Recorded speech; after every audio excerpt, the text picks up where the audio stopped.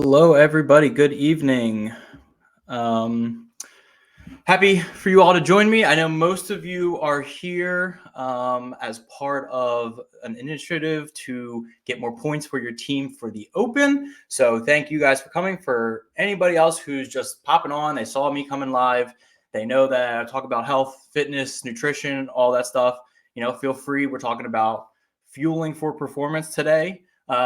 But in general, most people will be on here to get points for their team. They're going to listen to this talk where we're going to discuss how to properly fuel ourselves to get ready for the Open workouts. Now, for those of you who aren't a part of CrossFit in general, what is the Open? The Open is a competition run by CrossFit headquarters, and it is a way to qualify for the CrossFit Games or the World Championships. You might see them on ESPN. They usually run in August. And the Open is a 3-week competition where on Thursday they announce a workout that everybody who signs up has to complete and enter their score online by Monday. And then you'll be ranked against people across the world, across the nation, across the region, and then you'll, based on how you rank, you'll move into quarterfinals, semifinals, so on to qualify. So most of us are here just to learn how to fuel for those Friday night workouts. And it's going to be a super good talk on how to properly make sure we're ready to go for the best performance on those nights. Although most of us are there just to have fun, just to get a workout in, to hang out with everybody else, it's still good. We still want to feel good when we work out. Before we dive into the material, let's talk about some things that we have going on at CrossFit Generation, which, for those of you who don't know, is the gym that I coach at and the gym that everybody's doing the Open at for us. And so we have our Summer Ready Nutrition Challenge coming up. That's going to be one that we haven't run in a while. It's been a couple of years, I think a year or so, since we've run a challenge. So super excited to bring that back. As part of that, we have some new features. Rather than the physical tracker, the habit tracker that we've been using, the piece of paper where most people come in and say, oh, I lost it, I forgot to bring it in, whatever. We're going to be going through an app to track habits that we've been doing, keeping our times, our scores for benchmark workouts through it. And it'll be a good way to communicate. And we'll have a leaderboard feature so you can see live how your habits and how your consistency is stacking up against everybody else who are participating in the challenge. Also, we're doing it at a different time of year. Usually we do it in the fall. So this time we're doing it in the spring leading up to Memorial Day. So it's perfect timing to build that nice foundation, build that nutrition, and maybe even get that beach bod ready for that Memorial Day weekend. We'll talk a little bit about dates and stuff later in the talk, which will be important. In addition, we have our in-house spring fling competition, male-female pairs. That will be on April 20th. Registration has been emailed out, and hopefully you sign up and do that. Again, that's for CrossFit Generation members only. If you're looking to join the gym, definitely come by. We're about an hour north of Philly, so definitely check us out. See, Chris James is on here. Thanks for popping in, Chris. Not a member of CrossFit Generation, but good friend of mine. He's doing a lot of awesome stuff in real estate. So if you have any interest in that, definitely give him a follow. So now that we kind of got some of the boring stuff out of the way, let's jump into it. If at any point you have any questions or want me to address anything, pop it into the comments, shoot something over, question, anything like that. I'll highlight it, make sure we get it addressed. Chances are if you have the question, somebody else does too. So we can make sure that everybody gets something out of this. In addition, I will be saving, this will stay saved on Facebook. I will upload it to my YouTube channel so you can check that out later. For anybody who's trying to get points for their team, I will send out an email with a survey that asks a couple questions to make sure you're here, listen to it. But that will end the end of the day tomorrow, but you can always come back and watch this recording whenever. All right, so let's dive into some of the information. So the hierarchy of fitness, right? We want to look at things overall before we dive into specific performance. So at the bottom of this pyramid, we have nutrition, right? That is the foundation of everything. And the way this pyramid works is you can kind of skip the levels, but it will limit the growth and how quickly you can grow and how much you achieve at the higher levels if you don't manage and properly build up the foundation from the bottom. So nutrition allows us to perform. It allows us to recover, it allows us to build muscle and develop our nervous system properly, and just helps us feel better overall, right? So if we build that foundation, we'll be able to work more efficiently, get better results in the gym, and recover faster. So, the thing that people say our abs are made in the kitchen, right? You can't outwork a bad diet. You can go to the gym, but if you don't change your diet, chances are you can eat those calories a lot easier and a lot quicker than you would if you were to just focus on cutting back the calories rather than adding in the gym. If we can do both, awesome. But abs are made in the kitchen because that's how you can really control what is coming in. What goes in must go out. So if you're eating less than you're burning, you're going to lose weight. So building that foundation, building those habits are going to be what builds and what allows us to see the most results as we work our way up this pyramid. So once we have the nutrition foundation ready to go, let's talk about metabolic conditioning, metcons, right? That's going to build that lung capacity. That's going to build those heart muscles. It's going to build the muscles in general, allow us to build the capacity to be able to work for a long period of time, right? Nutrition is the foundation of everything, but when it comes to fitness and building other areas of fitness and working up to the top tier of sport and being proficient at sport, we need to be able to train for a period of time.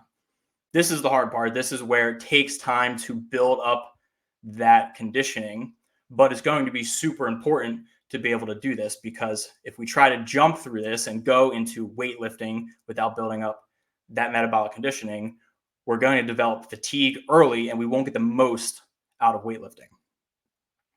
So once we develop the metcon, the metabolic conditioning, and are able to maintain exercise and moving for a while, we can start to get more specific. We can go into gymnastics, which isn't what might pop into your head, like the uneven bars and the bounce beam and all that. We're not talking necessarily about that, but gymnastics in the way of how you move your body, your spatial awareness. And this is important because once you learn how to control your body, you will be able to move into the next part, which is our weightlifting and being able to move external objects. Think barbell if you're benching, or a medicine ball if you're doing wall balls, or a kettlebell if you're doing swings. If you don't have the gymnastics, if you can't move just your body, it's going to be really hard to get efficient at moving some external object, right? So they each build on each other. So from gymnastics, we go into weightlifting. And then once we learn how to control external objects and develop power with those external objects, mainly barbell, we can start tuning in on the overall sport, which is the top of that hierarchy, top of that pyramid. We have all the foundation ready to go that we can start doing general preparedness in addition to specifically getting ready for whatever sport that is. We know how to move our body. We have the metabolic conditioning to be able to move our body for a period of time. And we have the nutrition to be able to recover from the sport that we are doing. In this case, the sport that we're talking about is CrossFit, and it's the Friday night workouts that we have for the next 2 Fridays. All right, we already did last week, so I want to focus on how can we fuel ourselves tomorrow, Friday during the day, and then Friday night and Saturday afterwards. So who is this for, right? This is for anybody who's participating in the open, but really anybody who wants to perform at peak performance. And that doesn't necessarily need to be a specific competition or anything like that. But, in general, when you're working out, it's hard enough as it is. We want to make sure we feel good during that, because if we feel good during it, we'll feel good after it, and we'll want to do it again. So anybody who is looking to perform their best at any event, whether it is CrossFit, whether it is, a triathlon, which I just signed up for one. So that's going to be the first time I've ever done one. So looking forward to that. But again, this is going to be something where I can apply this to that day. And who's this not for? When you're dialing in for performance, you typically would want to have that good foundation, right? We'll talk about what a good foundation has and what you need to do the day before, right? It doesn't vary too much. So you need to have that good foundation down so we can start specifying in on what we want to do to perform at our best. Because if you don't have the good foundation in general, it won't really matter if you change things up for the actual just that day or just that exercise or just that workout or just that event that you're in. So performance, right? I'm sure at some point or another, we've all been through an AMRAP, right? As many rounds as possible, 20-minute long workout or a 2-mile run. And we've gotten halfway through and you're just gassed, right? And for whatever reason, you're exhausted. You just need to start walking if you're running, or you're taking longer breaks between sets, and you just don't feel like you have anything left, even though you're only halfway through the workout. Maybe that's abnormal for you, and maybe it's just a bad day, and maybe it was because of nutrition, or maybe you're not fueling yourself all the time and you feel like that all the time. So notice that if you are hitting that wall during the workout, maybe it is your nutrition, and maybe it is something that you can start addressing and start playing around with. And it might happen if you switch the time of day that you work out. If you've ever noticed, if you're used to being somebody who works out in the morning, we have a lot of people that do the 6 a.m. class consistently at our gym. And the workouts that we're doing on Friday are at 6 p.m. So they're not used to eating the 6 p.m.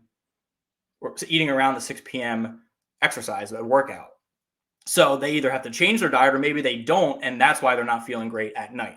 In addition to your body not being used to moving at night, I know I work out at night. So if I need to start working out in the morning, that's going to be a rough time for my body to get up and get moving on it. So, not being used to the time of workout or changing the time that you have to work out could change or could affect how you perform just because you're not used to eating at certain times or eating those things at certain times, and it affects your performance. So let's talk about the day before. So like I mentioned, we're doing these workouts on Friday night. So the day before would be tomorrow. So now we can start thinking about what do we need to eat for tomorrow. So when we eat, carbs specifically, they get stored in our body as glycogen, and they get stored in both our liver and in our muscle tissues. And when we start working out, the muscle tissues use up those glycogen stores right away. That's what used first. That's what fuels the movement. The liver stores will serve throughout the rest of the body as needed.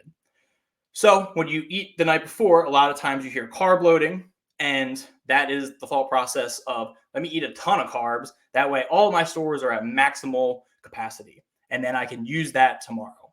Well, that might work in sometimes, but most of the time it's a 1 to 3 day process, and typically needs to be played around as each individual stores different amounts in their blood or in their muscles and in their liver. So it'll take some time to figure out what works best, and typically working with a coach or somebody who's familiar with doing that would give you the most effect from it. So carb loading, eating a ton of pasta like the night before might not necessarily do anything for you, especially when it comes to potentially 24 hours later. When you're sleeping at night, your body's using up some of those stores to help recover. So you might not be as carb loaded, as glycogen stored at max capacity as you might think.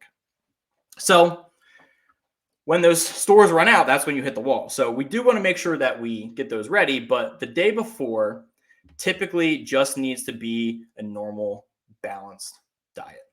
So when we talk about balanced diet, think the plate method. That's what we talk about a lot when I'm coaching, and it's looking at a plate, just a standard plate. And that plate consists of half of vegetables, and then a quarter of it is protein. So your chicken, your ground turkey, fish. And then the other quarter is those starchy carbs, your sweet potatoes, regular potatoes, and so those whole grain good carbs. And then you'll have a little bit of fats, right? If you're having fish, that's protein and fat, but that can be oils that you use to cook with, or even, some side of peanuts or cashews or anything like that. So we want to make sure we get those proteins in the meat, and then carbs with those starchy vegetables, and then we get our fats. So as long as you're eating breakfast, lunch, dinner, just normal whole grain, whole good foods, that should be enough, right? Maybe you have some snacks in there. I personally,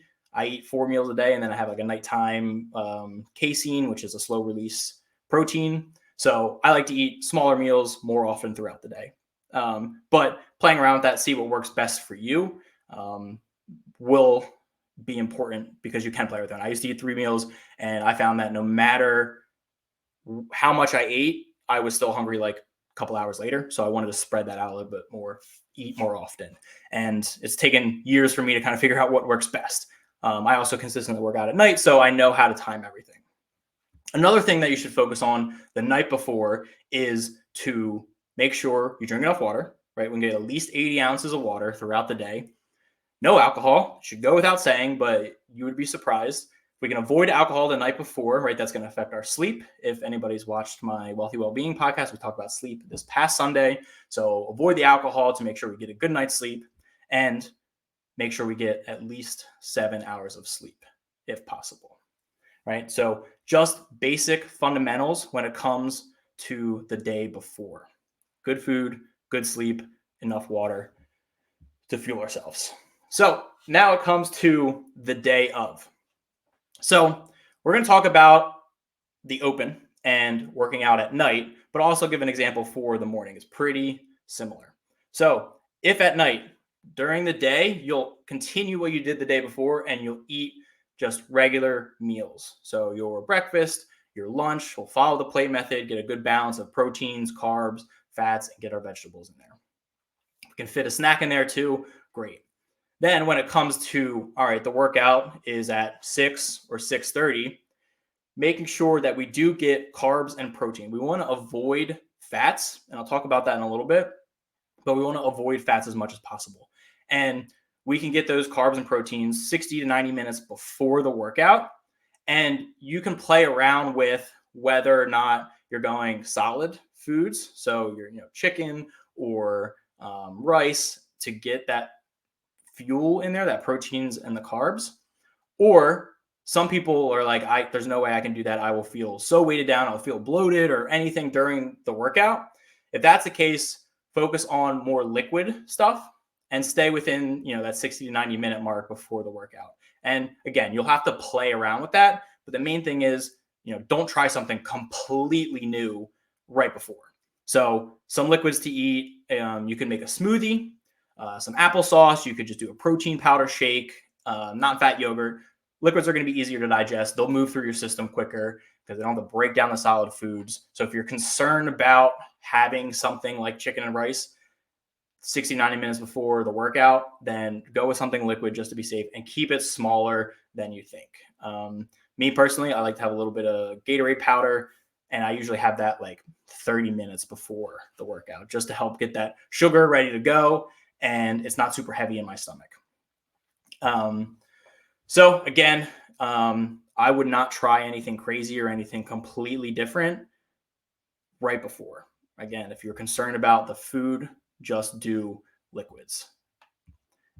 So notice before I said just proteins and carbs leading up, we want to avoid fats. What happens when you have fats included in there, it'll delay gastric emptying, which will slow the digestion process. So you can't absorb the carbs, which will fuel your workout. It'll give you and replenish those glycogen stores. And you won't be able to absorb the protein, which will help you in the recovery process. So if you have a lot of fat with your protein and your carbs, you won't be able to use the carbs and proteins to be able to fuel that workout. It's kind of defeating the purpose. Not that you won't get anything out of it, but you won't get as much as you possibly could if you have a bunch of fats along with your workout. So fats stay away from your workouts, carbs and protein increase during or right before your workout.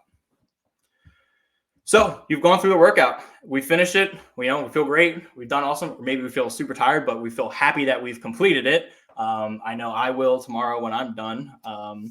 So after your workout, I recommend doing a protein shake, specifically whey protein or some kind of vegetarian or vegan option if you need to.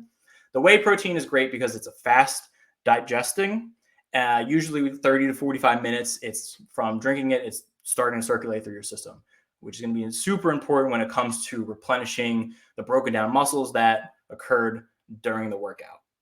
For me, I like to drink a little bit right before, and maybe not during the open workout, but during a regular workout, during a lifting session, I'll drink my whey protein, because that means 30 to 45 minutes later, which will be close to the end of the workout, I'll immediately be getting that stuff absorbed into my body. Now, that being said, I know that stuff can be a little heavy on people's stomachs. So if it's right after you're working out, that's totally fine too. Again, we just want something fast digesting, and especially protein to help replenish the muscles that we broke down. Also, we want to increase carbs afterwards. So again, limit the fats, but carbs and proteins before and after. They will help fuel us. They will help refuel us. They will help rebuild.